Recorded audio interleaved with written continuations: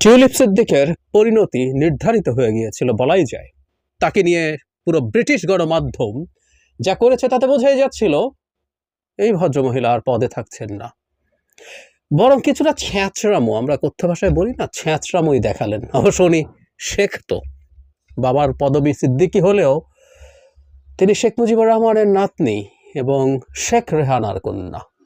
ছোট আপা, দুই আপা মিলে বাংলাদেশ যখন ধ্বংস করছেন তখন লুটপাটের প্রধান নেতৃত্ব ছিল ছোট আপা শেখ রেহানার হাতে। সে ছ্যাঁচড়ামো তিনি করলেন এবং দীর্ঘ সময় নিলেন পদত্যাগ করার জন্য।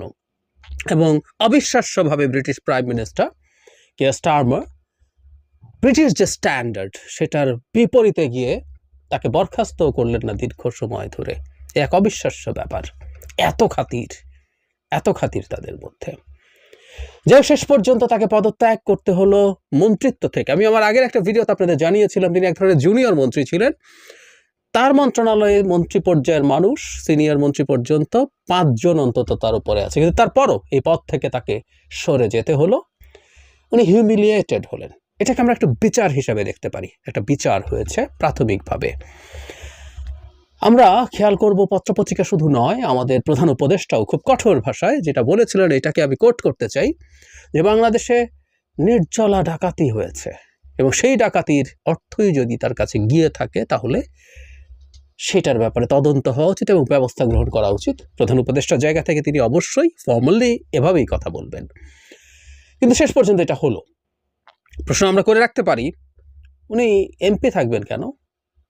তার পদত্যাগপত্রে যে চিঠি আছে তার নিচে এমপি পাশে লেখা আছে। ও সেখানে একটা ছোট্ট অফ টপিক আমি ফেসবুকে দেখছি, তিনি তার খালাকে ফর্মার প্রাইম মিনিস্টার লিখছেন। অবশ্য তার খালা তো এখন ডিলুশনে ভুগছেন যে তিনি প্রাইম মিনিস্টার হিসাবে তার নামে পোস্টার ছাপা হচ্ছে, এমপি পাশে লেখা হচ্ছে, ইত্যাদি ইত্যাদি। যাই হোক, এই ঘটনাটা ঘটলো, সেখানে তার এমপিও থাকা উচিত না। আমার মনে হয় এই শোরগোল ব্রিটেনে অন্তত বাংলাদেশি যে কমিউনিটি আছেন, বাংলাদেশি বংশোদ্ভূত যে ব্রিটিশরা আছেন, তার কনস্টিটিউয়েন্সির যারা আছেন, তাকে পদ থেকে, তাকে এমপিত্ব থেকে যাতে পদত্যাগ করতে হয় সেই চাপও ওখানে জারি রাখা উচিত হবে। এবং আমরাও আমাদের জায়গা থেকে শোরগোল করব। তার এমপি থাকারও কিছু নেই।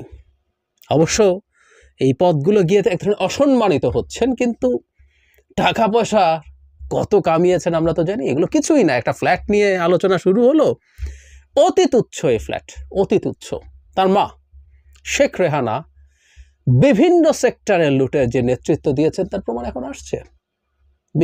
বিভিন্ন সো-কল্ড অলিগার্ক যাদেরকে আমরা দেখি, তারা আদতে ছিল তার ক্যাশিয়ার্স, অনেক দিন থেকে আমরা জানি। সম্প্রতি বণিক বার্তা একটা খুবই ইন্টারেস্টিং রিপোর্ট করে দেখিয়েছে, রাষ্ট্রায়ত্ত ব্যাংকগুলোতে যে ঋণের নামে লুটপাট, ইচ্ছাকৃত ঋণ খেলাপিদের যে ব্যবসা, ওখানে কিভাবে নিজের লোকদেরকে এমডি হিসেবে বসিয়ে হাজার হাজার কোটি টাকা তছরুপের সাথে জড়িত ছিলেন ছোট আপা শেখ রেহানা। তার কন্যারা হাজার হাজার কোটি টাকার মালিক হবেন, কোনো সন্দেহ নেই। এইসব তাদের জন্যই। কিন্তু ওই যে বললাম, তার এই পথ থেকে যাওয়াটা অন্তত আমাদেরকে প্রাথমিকভাবে খুব আনন্দ দেয়। এই আনন্দ প্রতিহিংসার নয়, প্রতিশোধের নয়। আমাদের ওপরে যে বিভৎস অন্যায় নিপীড়ন এই বর্বর অসভ্যরা করেছে, আমাদের মধ্যে প্রতিশোধ পরায়ণতা হতেই পারে। কিন্তু না, আমরা অন্তত কোনো না কোনো ফর্মে জাস্টিস দেখতে চাই। সবচেয়ে ভালো হতো এদেরকে দেশে নিয়ে এসে বিচার করতে পারলে। পেরে উঠবো কিনা আমরা জানি না, কিন্তু যখনই এই ধরনের ঘটনা ঘটে এটাকেও আমরা এক ধরনের জাস্টিস হিসাবে দেখতে চাই। এই আওয়াজ, এই পরিস্থিতি শুধুমাত্র রাষ্ট্রীয় পদ থেকে না, কোনো না কোনো ফর্মে তারা যাতে এটাতে সাফার করেন, তাদের যে বিচারের আওতায় আসতে হয়। শেখ রেহানার নট অনলি সজীব ওয়াজেদ জয়ের বিরুদ্ধে ইনভেস্টিগেশন হচ্ছে, তারাও সেখানে সেটার শাস্তির মুখোমুখি হোক, যতটুকুই হোক। এবং শেখ রেহানার পুত্র বাংলাদেশকে ধ্বংস করার ক্ষেত্রে ইন্টেলেকচুয়াল জায়গায় কাজ করেছেন, আমরা নিশ্চয়ই তার কথা জানি। মিস্টার ববি রাদওয়ান মুজিব সম্ভবত তার নাম। যাই হোক, ববি নিকনেম, তিনি সিআরআই এর মতো প্রতিষ্ঠানকে লিড দিয়ে বাংলাদেশকে কিভাবে ধ্বংস করা যায় সেটারও গুরুত্বপূর্ণ নেতৃত্ব দিচ্ছেন। তাদেরও প্রত্যেকের এর মাসুল দিতে হবে, সেটা আমরা দেখতে চাই। বটম লাইন, আমাদের আজ সেলিব্রেট করার দিন। যেখানে যেখানে এই পরিবারের কেউ, এই দলের সাথে যুক্ত কেউ কোনো না কোনোভাবে হিউমিলিয়েটেড হবে, বিচারের মুখোমুখি হবে, সেটা আমাদের আনন্দের দিন। আমাদের দেশটাকে ধ্বংস করে, আমাদেরকে ক্ষতবিক্ষত করে ফেলার ক্ষতের ওপরে কিছুটা হলেও প্রলেপ সেটা দেবে। যেহেতু করেছে, আমরা প্রথম স্টেপ, আমরা এটা আমাদের ডিমান্ড ছিল গত এই ঘটনার পর থেকেই আমরা ব্রিটিশ গভর্নমেন্টের কাছে বিভিন্নভাবেই আমরা এটা প্রেশার দিচ্ছি, এবং ব্রিটিশ মিডিয়াও তার রেজিগনেশনের জন্য তারা প্রেশার দিচ্ছে। তবে আমরা মনে করি যে ইনিশিয়ালি ধন্যবাদ দিতে চাই ব্রিটিশ প্রধানমন্ত্রীকে, যে অ্যাটলিস্ট তাকে রিমুভ করেছে এই জায়গার থেকে। তো এখন আমরা মনে করি এজ এ ব্রিটিশ বাংলাদেশি হিসাবে, এজ এ এই দেশের ট্যাক্স পেয়াররা এখানে উপস্থিত আছেন, তা আমরা মনে করি যে ব্রিটিশ পলিসিতে কোনো ধরনের দুর্নীতিবাজ এমপি থাকতে পারে না, কোনো ধরনের দুর্নীতিবাজ দলের কোনো মেম্বারও থাকতে পারে না।